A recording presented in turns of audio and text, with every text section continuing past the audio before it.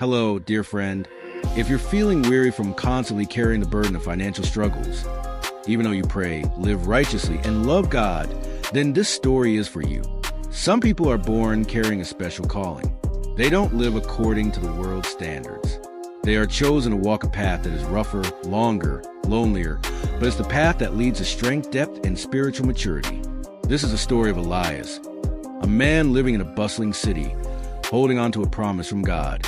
Yet for many years, all he saw was burden, debt, and closed doors. Elias used to work in the finance industry, a stable job, high income, a peaceful life, until one night, he dreamed he was standing in a vast desert, empty-handed, and far ahead, there was a dim light and a whispering voice. I have chosen you, but before you reach the land I promised, you must walk through the wilderness. When he woke up, Elias didn't fully understand the meaning. But within weeks, everything began to collapse. His company went bankrupt, a major investment failed, the bank repossessed his apartment, and he had to move into a small rented room in the outskirts of the city. He prayed every night, "Lord, I still believe you have a plan for me, but why are you silent? Why does the more I believe, the more I lose?" Each day became a battle. Elias took on any job he could find, cafe server, delivery man, handyman, just to survive. But the more he worked, the more forgotten he felt. People around him said he must have committed some hidden sin and that God was punishing him. Others mocked.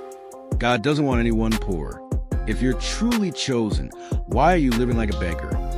Elias nearly broke down. Yet every night, he read Matthew 6, verse 33. But seek first the kingdom of God and his righteousness, and all these things will be given to you. He didn't understand why that verse kept echoing in his heart, while reality looked completely the opposite. One day, Elias saw an old beggar sitting outside a church. The man wore tattered sandals and had bright, gentle eyes. Elias almost walked past. He didn't have much himself, but something tugged at his heart and made him turn around. He gave the old man his only lunch. The old man looked at him and smiled. "You're walking through the wilderness, aren't you?" Elias froze. The man continued, "God didn't bring you here to punish you. He brought you here to strip away what's unnecessary, to teach you how to fully depend on him." Those words pierced deep into Elias' soul. He realized he had placed his faith in stability more than in God. He trusted his job, his savings, more than he trusted divine provision. Though life was still hard, Elias began to shift his way of living. He started sharing the lily had with others, volunteered to clean the church, and spent time listening and praying for people. Things he once thought were secondary.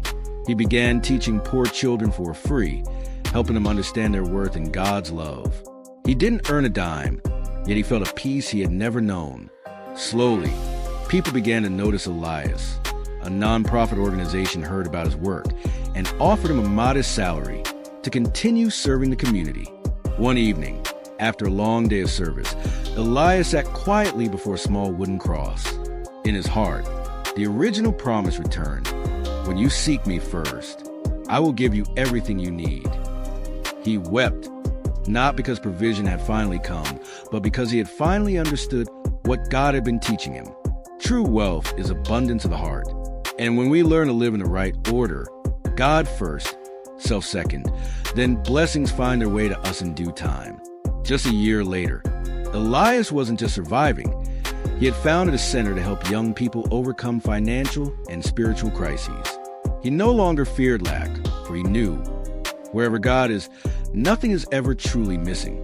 Through the wilderness, Elias' story is not a fairy tale.